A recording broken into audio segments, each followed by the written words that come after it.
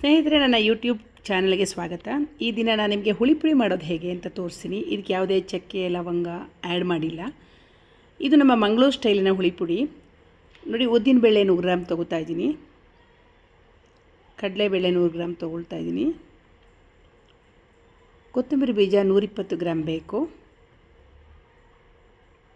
ಮೆಂತ್ಯ ಒಂದು 10 ಗ್ರಾಮ್ ಹಾಕಬೇಕು, ಮೆಣಸಿನ್ಕಾಯಿ ಗುಂಟೂರು ಮತ್ತು ಬ್ಯಾಡಿಗೆ ಎರಡೂ ಸೇರಿ 200 ಗ್ರಾಮು,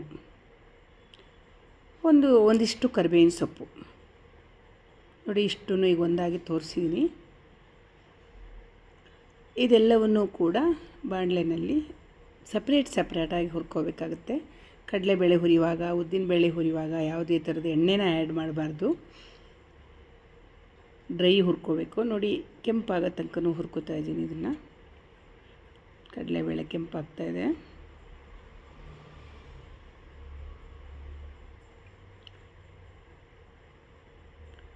ನೋಡಿ, ಅದು ತೆಗೆದಾಯಿತು. ಈಗ ಉದ್ದಿನಬೇಳೆ ಹಾಕ್ಕೊಳ್ತಾ ಇದ್ದೀನಿ. ಇದನ್ನು ಕೂಡ ಅಷ್ಟೇ ಚೆನ್ನಾಗಿ ಒಂಥರ ಘಮ ಬರುತ್ತೆ.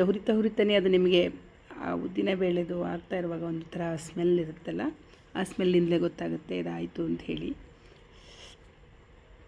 ಇದು ಕೂಡ ಕೆಂಪಾಯಿತು. ಅದನ್ನು ತೆಗಿತಾ ಇದ್ದೀನಿ. ಈಗ ಇದಾದಮೇಲೆ ಮೆಂತ್ಯ ಇಟ್ಕೊಂಡಿರೋದನ್ನು ಹಾಕ್ಕೋತಾ ಇದ್ದೀನಿ ಬಾಣಲೆಗೆ. ಅದು ಕೂಡ ಕೆಂಪಗೆ ಹುರ್ಕೋಬೇಕು. ಇಲ್ಲೂ ಕೂಡ ಎಣ್ಣೆ ಆ್ಯಡ್ ಮಾಡೋಂಗಿಲ್ಲ.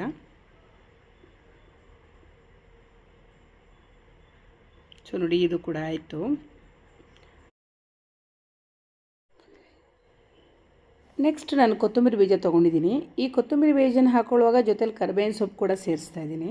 ಇದು ನಾನು ಸಾರಿನ ಪುಡಿ ಮಾಡುವಾಗ ನಿಮಗೆ ಹೇಳಿದ್ದೆ, ಕೊತ್ತಂಬರಿ ಜೊತೆನೇ ಕರಿಬೇವಿನ ಸೊಪ್ಪನ್ನು ಹಾಕಿ ಹುರಿದ್ರೆ ಆವಾಗ ಈ ಕರಿಬೇವಿನ ಸೊಪ್ಪು ಯಾವಾಗ ಡ್ರೈ ಆಗುತ್ತೆ ಕೂಡಲೇ ಕೊತ್ತಂಬರಿ ಬೀಜ ಆಗಿದೆ ಅಂತ ಅದು ನಮಗೆ ಸೂಚನೆ ಕೊಡುತ್ತೆ. ಸೊ ಇಲ್ಲಿ ಹುರಿತಾ ಇದ್ದೀನಿ. ಈಗ ಹುರಿಬೇಕಾದ್ರೆ ಸ್ವಲ್ಪ ಎಣ್ಣೆನೂ ಆ್ಯಡ್ ಮಾಡಬೇಕು ಕೊತ್ತಂಬರಿ ಬೀಜಕ್ಕೆ ಯಾವಾಗಲೂ. ಯೂಶ್ವಲಿ ಮಂಗಳೂರು ಕಡೆ ಮತ್ತು ಈ ನಮ್ಮ ಮಲೆನಾಡು ಕಡೆ ಎಲ್ಲ ಹುಳಿಪುಡಿ ಮಾಡ್ಕೊಳ್ಳೋ ಅಂಥ ಪದ್ಧತಿ ಇಲ್ಲ. ಆಯಾ ದಿನಗಳಿಗೆ ಏನು ಬೇಕೋ ಅವತ್ತೇ ಹುರ್ಕೊಂಬಿಟ್ಟು ಹುಳಿ ಮಾಡ್ತೀವಿ. ಆದರೆ ಇಲ್ಲಿಗೆ ಏನಾಗಿದೆ ಅಂದರೆ, ಈಗಿನ ದಿನಗಳಲ್ಲಿ ಮಕ್ಕಳದ್ದು ಸ್ಕೂಲು ಶಾಲಾ ಇದು ಎಲ್ಲ ಗಡಿಬಿಡಿ ಇರುತ್ತೆ ತಾಯಂದ್ರಿಗೆ. ಅಂಥ ಸಂದರ್ಭಗಳಲ್ಲಿ ಅಂದರೆ ಅದೇ ಮೆಷರ್ಮೆಂಟನ್ನು ಇಟ್ಕೊಂಡು ಹುರಿದಿಟ್ಕೊಂಡ್ರೆ, ಒಂದಿಷ್ಟು ಪುಡಿ ಮಾಡಿ ಇಟ್ಕೊಂಡ್ರೆ ಕೆಲಸ ಈಸಿ ಆಗುತ್ತೆ. ಸ್ನೇಹಿತರೆ, ಈಗ ಕೊತ್ತಂಬರಿ ಬೀಜ ಹುರಿದಾಯಿತು. ಈಗ ನಾನು ಮೆಣಸಿನ್ಕಾಯಿ ಹೇಳಿದ್ನಲ್ಲ, ಗುಂಟೂರು ಮತ್ತು ಬ್ಯಾಡಿಗೆ ಮೆಣಸಿನ್ಕಾಯಿ ಎರಡೂ ಕೂಡ 200 ಗ್ರಾಮ್ ಒಟ್ಟು ಟೋಟಲ್ ತೊಗೊಂಡಿದ್ದೀನಿ.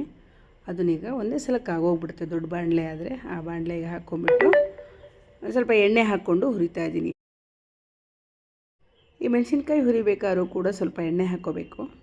ಆಮೇಲೆ ಮೊಗ್ಚ ಕೈನಲ್ಲಿ ಸ್ವಲ್ಪ ಲಘುವಾಗಿ ಮೇಲೆ ಕೆಳಗೆ ಇದು ಮಾಡಬೇಕು. ಆಮೇಲೆ ಸಿಮ್ಮಲ್ಲಿ ಇಟ್ಕೋಬೇಕು ಒಲೆ ಉರಿನ ಯಾವಾಗಲೂ. ನೋಡಿ, ಇದು ಮೆಣಸಿನ್ಕಾಯಿನೂ ಹುರಿದಾಯಿತು. ಈಗ ಫಸ್ಟಿಗೆ ಕೊತ್ತಂಬರಿ ಬೀಜ, ಉದ್ದಿನಬೇಳೆ, ಕಡಲೆಬೇಳೆ ಹುರ್ಕೊಂಡಿದ್ದನ್ನು ಮಿಕ್ಸಿಗೆ ಹಾಕೋತಾ ಇದ್ದೀನಿ.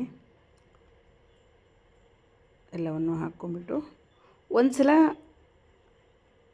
ಮಿಕ್ಸಿ ಮಾಡ್ಕೊಂಬಿಡ್ತೀನಿ. ಅದು ನೋಡಿ ಹಾಕ್ಕೊಂಡೆ ಈಗ ಬೇಸಿನ್ಗೆ. ಇದಾದ ನಂತರ ಮೆಣಸಿನ್ಕಾಯಿ ಹುರ್ಕೊಂಡಿರೋದು ಅದು ಆರಿರುತ್ತಲ್ಲ, ಅದನ್ನು ಮತ್ತೆ ಮಿಕ್ಸಿಗೆ ಹಾಕ್ಕೊಂಬಿಟ್ಟು ಪುಡಿ ಮಾಡ್ಕೊತಾ ಇದ್ದೀನಿ.